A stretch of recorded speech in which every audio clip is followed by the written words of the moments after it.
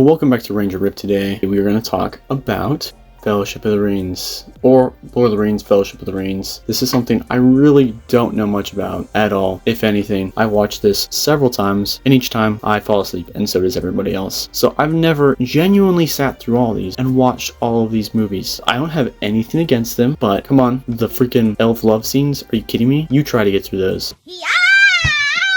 My genuine feelings on these aren't really seen throughout the internet, and these movies have been talked to death over and over and over again. And I kind of want to explain why this movie is bad. So, why is it bad? First, the elf love scenes. Every time they make me go sleepy. Yeah, you're welcome, Lord of the Rings nerds. That's it. That's the only reason this movie's bad. Yeah, it's clickbait. You're welcome. But I am going to critically review this movie and look at the bad and the good. Honestly, I would be dumb, very, very dumb to say that this movie's bad. Are you kidding me? Look at the IMDb and the Rotten Tomatoes. Everybody agrees this movie is good. Even people who don't like it agree this is good. And me, I'm not a Lord of the Rings fan. I'm more of a Star Wars guy. The second you start wearing dresses and running around with bows and arrows, I've kind of checked out. I respect this. I totally understand why people enjoy this stuff. I'm going to talk about today why it's good and why it's bad, and critically review it, and point out a lot of things I'm frankly upset a lot of people don't discuss when talking about this movie. I don't care about what happened in the other movies or the continuity, but just this movie.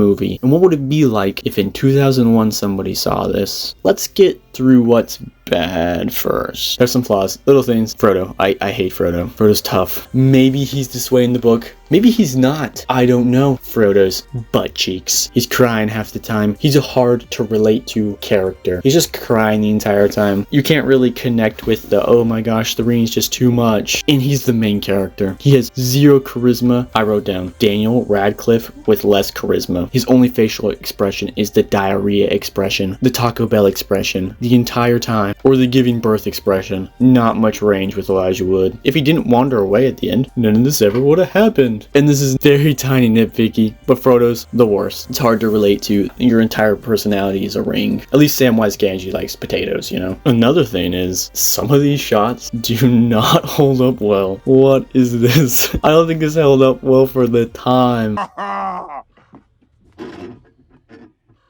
Oh, that's hot.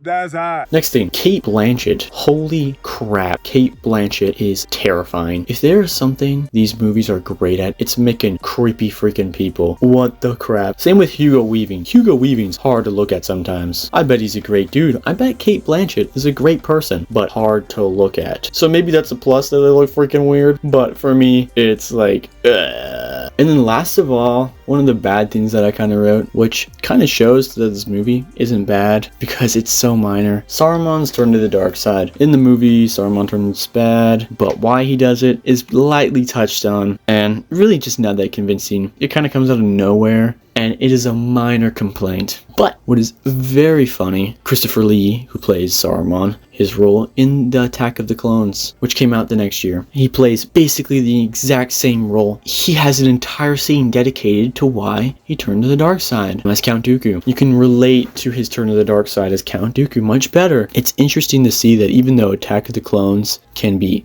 garbage sometimes, it did something a little bit better, which is just explain why a character did something. It's just a little, oh, this would have been nicer. That's about it. That's the bad stuff about this movie. That's it. And now on to the good. So, here we go. First off, the movie has started, and you're watching the intro. And it's like 10 or 15 minutes of solid intro. This is a hard thing for a lot of movies to nail down. Or they just keep monologuing like the freaking Raimi Spider-Man movies. With great power comes great responsibility. Star Wars is a great example of this. It's quick and concise and gets it across. And The Lord of the Rings manages to do this in 10 to 15 minutes, and it keeps you engaged the entire time. These are all original shots. They've went out and filmed all these battles with people. It's not just like recycled material. Almost all of it's stunning and perfectly filmed, and you're just glued to the screen for the first 15 minutes. Seriously, everybody who watches this movie for the first 10 to 15 minutes when they turn on Lord of the Rings, they're like, oh yeah, this is what I'm here for. Then they're like, oh, the Shire. I gotta go get a snack. And then you never see them again.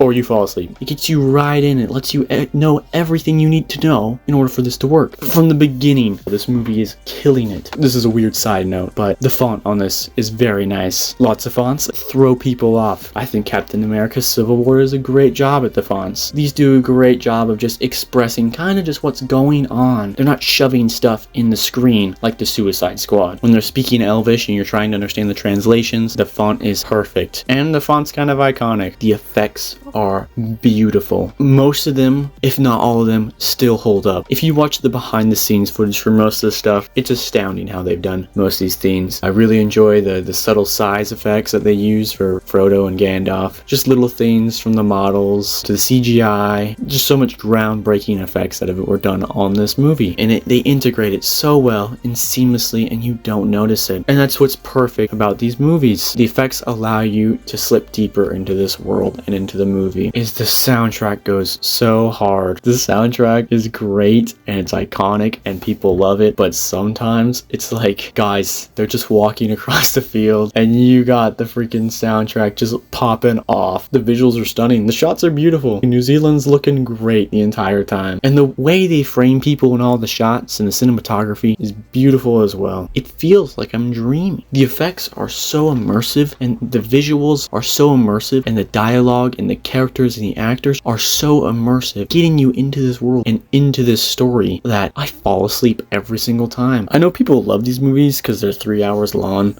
and they give them all the nerdy stuff they could ever wish for, but I think for the average viewer, I think maybe an edited cut of just around 2 hours was needed. There's a lot of scenes that go on for a little too long, and a lot of things that's just not necessary for the plot of the story. Maybe they could have broken this into 4 movies. Maybe they could have just dumped the rest of the stuff into the extended editions. Whatever. Or maybe it's just so iconic being 3 hours long, and if it wasn't 3 hours long, it wouldn't be as successful. Just a thought, just an idea. So another thing is the sets. Yes! Yes! Yes! Yes! Yes! They're great. Work has been put into them. They're beautiful. And some of them are in just for a second. I think one of the reasons people love these movies so much is you can tell the care that's been put into them. And you can tell it from the sets to the visuals to the cinematography. They easily could have cut corners, and they didn't. Maybe they did, but you cannot tell. And it's immersive. It just allows you to bask in this world. You didn't need to make the mines beneath Isengard. You could have just said that's where the orcs came from. But no, you went through with the whole process. You went through the work to make just these mines, just to build up the world and just show some orcs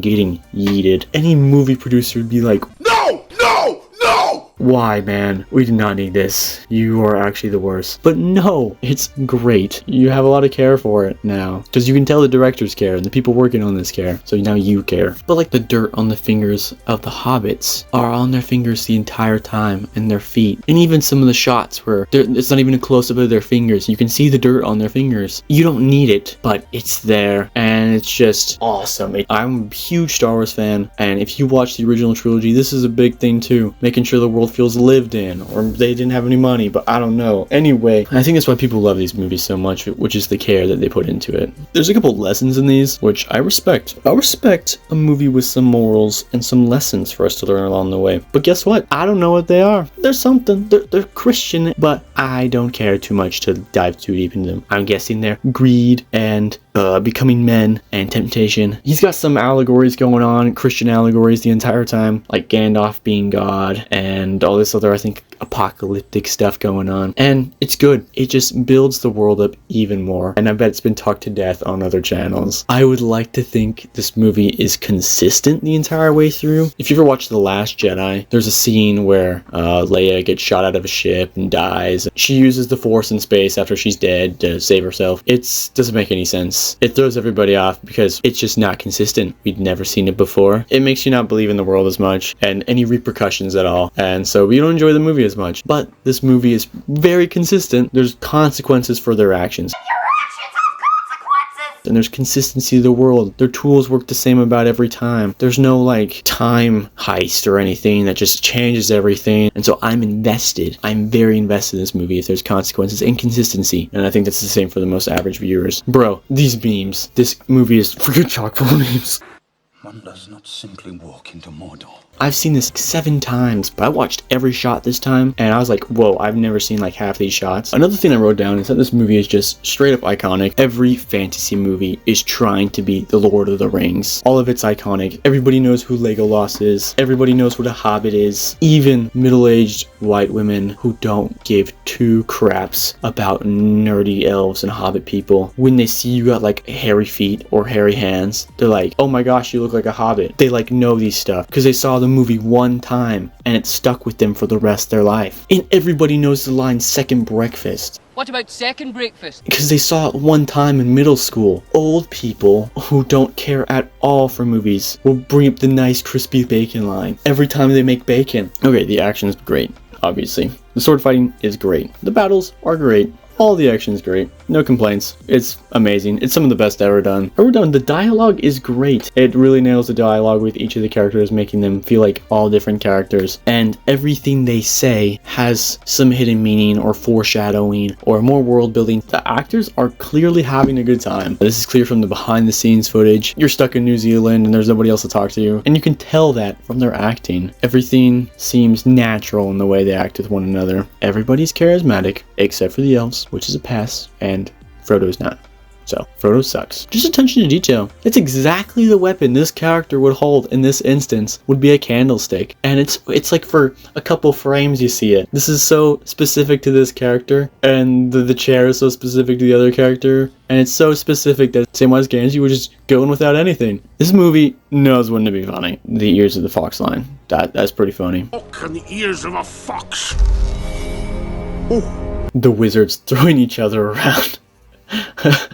What the heck is going on? So that's all the good and that's all the bad. From the action to the visuals to the soundtrack to the actors to the love and care that's put in this movie. It's astounding. And there's a reason Rotten Tomatoes loves this thing. And for that, I have to rate this movie out of 10. I understand this movie may be a 9.5 to people, but to me personally, as someone who this is not my thing, but understanding that this is a good movie. Sorry, not just a good movie, but a great movie. I would have to put this movie at a 9.2. Yeah, that's it. Today we are discussing The Lord of the Rings, The Two Towers, the second movie in the trilogy, and it came out in 2002. And it holds up mighty fine. But I want to talk about some of the issues this movie holds and give my honest, perfect review on this movie, because it is not the same as most people's. So let's discuss this and not go absolutely crazy in the comments. Let's kick this off with the bad things this movie suffers from. No! No! No! Because all of you chronically online love this movie. So here we go. 9/11. First off, let's acknowledge the big elephant in the room.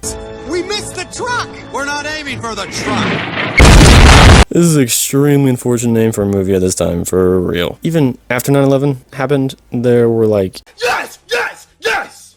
Yes! let's stick with this. I get it, these topics are in the book, that would be whatever, but like, where are the two towers of the movie? Isengard's barely in it, and the ISO run really is not that important. I always forget the name of this movie because it has nothing to do with the name of it. I prefer to call it The Lord of the Rings, The Battle of Helm's Deep, and so does everybody else, because that's all I remember from this movie. Not the freaking towers. I swear this is all like some 9/11 joke, and Peter Jackson thought it'd be funny, but who knows? The elf love bullcrap. You know, something that gets me every time is this movie makes me very sleepy. I watched all these movies for this, and this was the only one that I fell asleep while watching.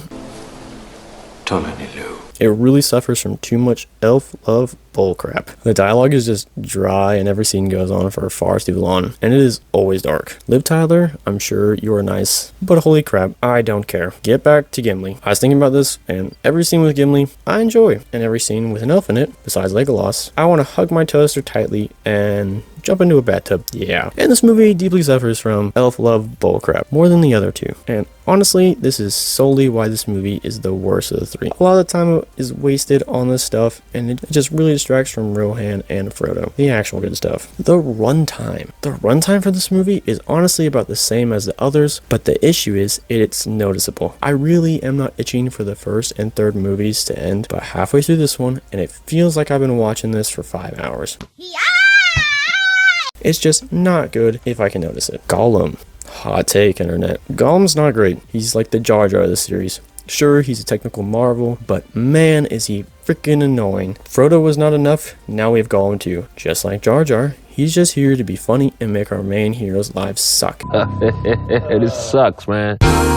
I understand they need a guide and a character to represent the negative side of the ring, but I know the writers could have found a better way to do this. Every time he shows up, I'm like, please bring Gimli and Legolas back, please. I do not care about this schizophrenic having another mental breakdown. Frodo! Same stuff as Gollum. He's still really annoying and hard to watch. You're just itching for a scene with Aragorn in it, and Samwise always makes Frodo look like an idiot. Hard to root for the good guys. Yes, it is hard to root for the good guys sometimes. Like when all of the elves and people Rohan die. It is kind of whatever, because the entire time you're watching, it's like, man, you guys suck. Like, why did you let the orcs walk up to the fort? You could have shot arrows at them while it was happening. And there are a lot of simple mistakes our heroes make throughout the entire battle that make it hard for us to root for them. You want to, but they just make so many stupid choices. It is like still rooting for Dominic Toretto in Fast and Furious number 23. Hard to care after so many mistakes. Alright, so that's what I got for the bad. There are probably some more things someone else can come up with, but these are the things I haven't really seen from anybody else. Now it's time for the good. The intro.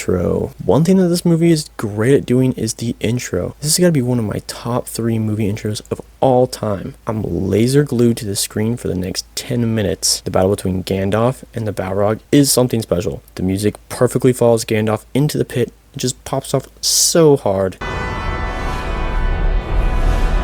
This is a great example of how to do an intro. It's visually stunning and kicks the movie off with a bang, which I bring up because I think the third movie kind of falters at this. The effects. The effects are terrific and groundbreaking actually for the industry. It has some of the same effect issues as the first, but gets better at a bunch of them. That's pretty cool because most movies just get worse. The longest conversation. Lol. This has the longest conversation between 2 females in the entire series. Here it is. I don't want to leave.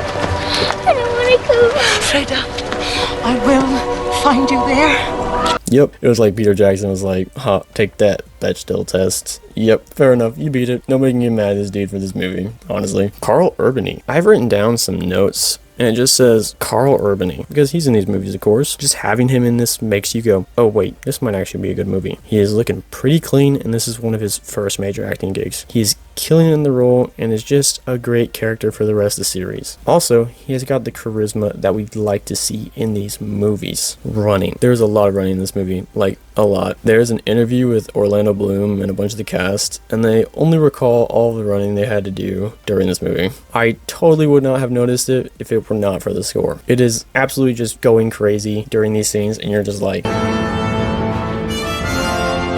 The memes. It's got some great memes. Meat's on the menu. Looks like meat's back on the menu, boys! Not sus at all. Legolas just does not stand for any racism in this movie. If it stood but a little higher from the ground. You would die before your stroke fell. The visuals. The visuals and the cinematography are, of course, great and stunning, like all of these movies. And they just do a nice job of showing the writers of Rohan. Looks pretty nice. The editing. I usually don't notice the editing at all, but this movie is so clean at it. I can't believe it. It's like they just made some of these edits for kicks, but I gotta be honest, this may be the best editing I've ever seen in a movie. If someone can find me something better, let me know. It is just so good. The themes. There are a lot of themes, symbolism, and lessons running around this movie, and they're all very Christian. They only help the movie build up the world and don't hinder it in search of pushing a message. There are probably other channels that go into more details about this, but that's all I really got. Faramir. Faramir is just one of the boys. He gets added to this movie, and he is doing great. Very likable, and has the charisma we like to see. Makes us really enjoy and root for him for the rest of the series. The Battle of Helm's Deep. This is considered by a lot of people to be the best battle in a movie. Yeah, in a movie. Bold claim, not mine, but I can see where people are coming from. This battle is really good, and like I said, the one thing everyone remembers from this movie is this. Weta, the digital effects team, for most of this, does a bunch of groundbreaking work here. The guys on the quarter crew go into a lot more detail on this, so definitely check that out. Super cool to see. I thought a lot of these armies were real, but nope, most of it is just CGI, and it still holds up very well to this day. As well, you're on the edge of your seat the entire time. The same as the first. The last thing is it has a lot of great things the first movie has. That's pretty good. The cast is stellar and has a lot of charisma. The dialogue is written and executed nicely. The action is done beautifully. It's still better than most movies coming out now. It has so much iconic material. There is love put into the sets, wardrobe, etc. The soundtrack is beautiful and elevates every scene. It is just the standard of a perfect fantasy movie. Yeah, so yeah, that's it. So all around, not bad, but maybe not as good as the other films. What's crazy is Rotten Tomatoes thinks the opposite of this. Like, what? This is clearly a good movie, but I don't know if it is better than the first. And yeah, we'll get to the third. So, taking everything into consideration, this movie suffers from some strange directional and writing choices, lackluster characters, and pacing. Yet, this movie has strong visuals and editing, revolutionary effects, a charismatic cast, iconic scenes, and great direction. Most people can watch this and just have a great time with it. So, I gotta rank this movie at a 9.2 out of 10. Seriously, not bad. Fellowship of the Rings I ranked at 9.3, so not as good as the first, but close. Hey, that's pretty good. I sincerely enjoyed getting to watch this again and really understand the world. I'm more of a Star Wars person, so wizards are not really my theme, but it's truly nice to see a universe so dedicated to making good films for the fans. Well, I think that's all I got. Alright, this is the last one in the series, and then I'm done. Okay, Lord of the Rings, The Return of the King. And guess what? It's pretty good. It's probably my favorite in the series, actually, because Aragorn really gets time to shine. And I think Aragorn is pretty cool. And it's the final payoff movie. And I love these types of movies. This came out in 2003, and it's the longest one. I got some feelings about certain people and things from this movie I have not seen anyone else on the internet talk about. So, let's review the good and the bad and see where this movie stands. I'm gonna tell you, it's pretty good. First off, there's some weird shots. Here you go.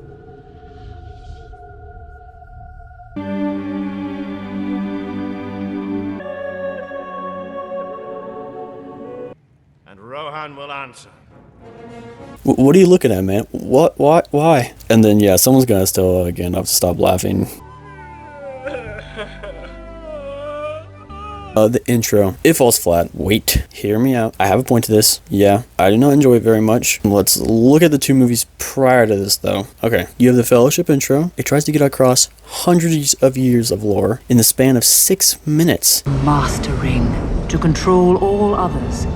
It is visually stunning, and so much happens. It's one of the greatest intros ever. Then comes the Two Towers, and it goes off with a bang. Instead of years of background knowledge, it chooses to have a very intense fight between God and the devil, and the music is popping off. So cool as well. One of the greatest intros of all time. Then comes Return of the King. And yeah, you get this. The lore behind Gollum is fine. It tells the danger of the ring, very compelling. Some things are not good, but compared to some of the greatest intros of all time, this one falls flat. And since it is the last movie, everyone is kind of hoping this one goes the hardest. And maybe I'm just biased because I really don't enjoy Gollum. They just forgot about Saruman. Not cool. I mean, you guys could have at least given him like one line, you know. The whole movie looks freaking great, honestly. Visuals just do not disappoint. So that's 3 for 3, great job. And when the steward falls off the mountain on fire, that is one of the coolest shots ever.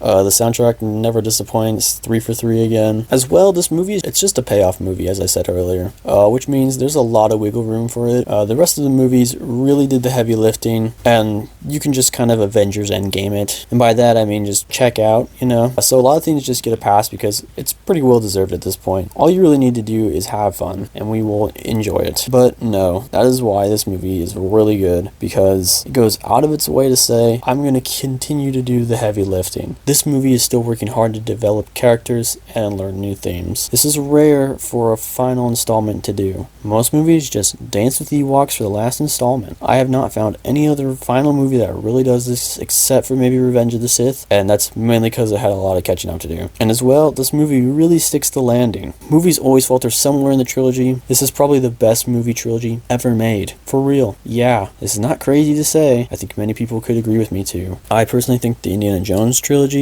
or the Captain America trilogy could beat this, but I will leave that up for debate. The effects are still kicking it. Little to no issues with the effects. All the horses look great.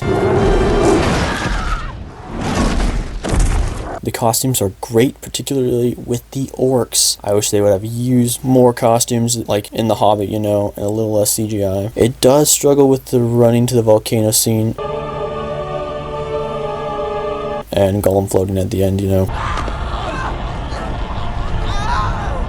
But it gets a pass because the rest was all really solid. The elf love is still here, but it's tolerable now. Each of these movies have the Wilhelm scream in it.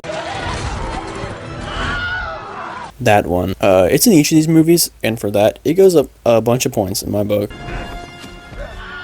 When the guys die during the Battle of Gondor, and the king is just eating his food, and Pippin is just singing, that shot and that whole entire scene is really stinking cool. But you all know this, so. The Battle of Gondor is actually really cool. I actually argue that it's better than Helm's Deep, and actually the best battle in the entire series. It always has some great life lessons and themes, so those don't disappoint. Guys, I have seen this movie a lot, but I really do not remember them well sometimes. When Theoden is dying, and is like, I know your face. And I was like, he said the thing. I know your face. I really like this part, actually. I couldn't believe how much I liked it. It was done really well, this final line that he does, and it's such a good callback. I was really invested in it, and now it's one of my favorite lines from movies, so that was cool to see. So for such a big cast, everyone gets something to do. That is super hard to do, really. This is easily displayed by the hobbits not knowing what to do with all the dwarves for the entire series. This movie has a big cast, and everyone gets some sort of character arc, some time to shine, and each person is someone's favorite character in the series. Sorry, Gloin, but you are nobody's favorite character. But they do a good job of making sure that there's something for everyone to do. And they're all very charismatic and relatable. Karl Urban does this little maneuver.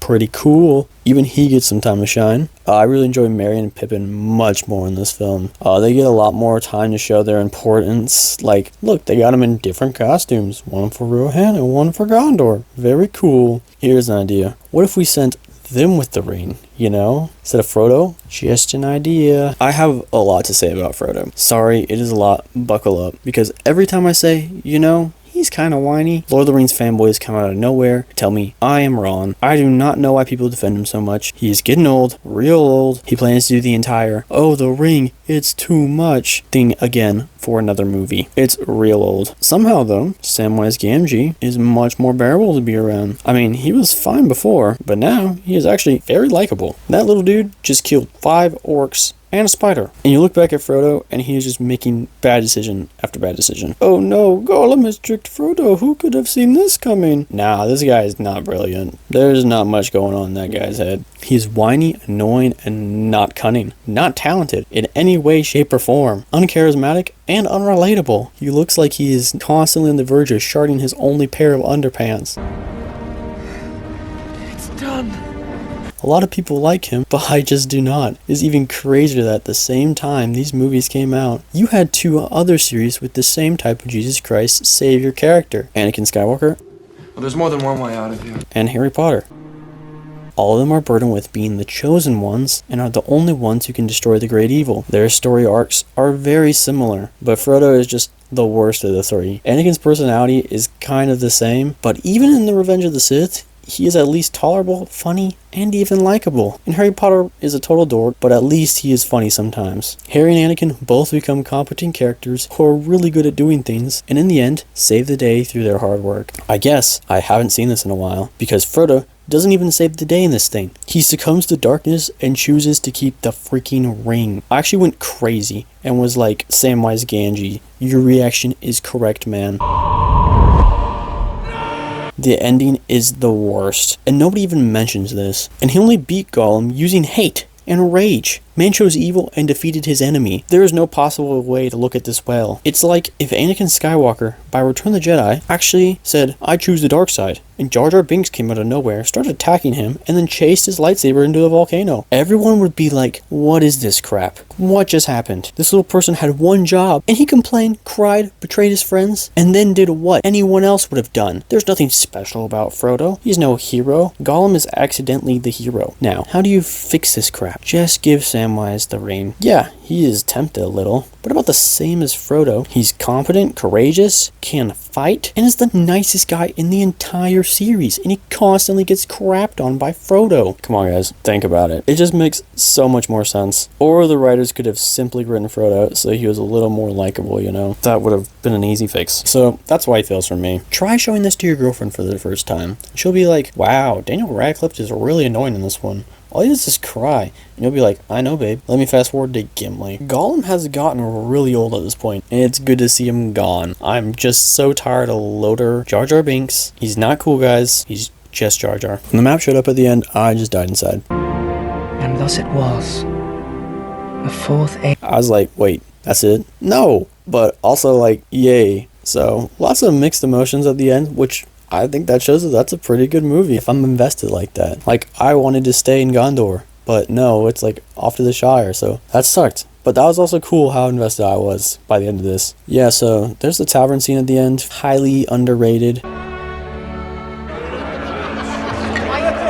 When they all sit in the tavern together, when they get back from the adventure, they manage to communicate a lot with no dialogue. That is how you know you're a good director with good actors. And just the message of it is my favorite from the series. When everyone else is like, vegetables. The main characters have lived a life more than any of them can comprehend. Far greater than just vegetables. It manages to be somber yet peaceful. It's very good and probably my favorite scene from this movie. I don't notice the runtime in this movie. Not once when I watch this movie am I like, when is this over? Once it ends, I'm like, whoa, that was 3.5 hours. That is hard for some movies to do. I think the pacing is really solid too. It takes time to flesh out the world and the characters. It slows down a little bit, and that might be bad for the brain rot, short attention span community, but I think it's great for the storytelling. Something cool is how much the farewell at the end kills me. Farewell, my brave father. They do a really good job with it. Our heroes finally say goodbye to each other, and I was like, actually sad sitting there. Until I realized something. The last time I was this sad was actually at the end of Avengers Endgame. And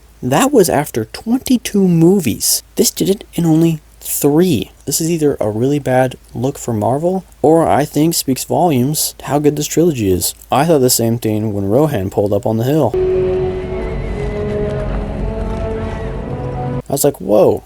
This is like the Captain America portal scene. But again, that was after 22 movies. And this was 3, so great job. And then at the end, Frodo looks at the camera like he's sped. Thanks, man. So in total, we're looking at a well-rounded movie. It's great in almost every category. So if I had to rate this out of 10, I would give it a 9.1 out of 10. That's pretty good, okay? If Frodo was not in this and replaced by Will Smith, this movie would probably be a 10. It's basically perfect, but I cannot ignore Frodo and some of the other minor mistakes. I recognize that Fellowship of the Rings is actually a better movie from a filmmaker's perspective, but personally, I enjoy Return of the King a lot more. That is just my preference. Sorry, Two Towers, I just fall asleep every time. So I think why I like this so much is because there's a lot less Frodo and Gollum, and a lot more of every other character that I enjoy. I personally get to see more of my favorite characters. It's really just as simple as that. It's really a hard pick. They're all pretty good. Thanks for watching.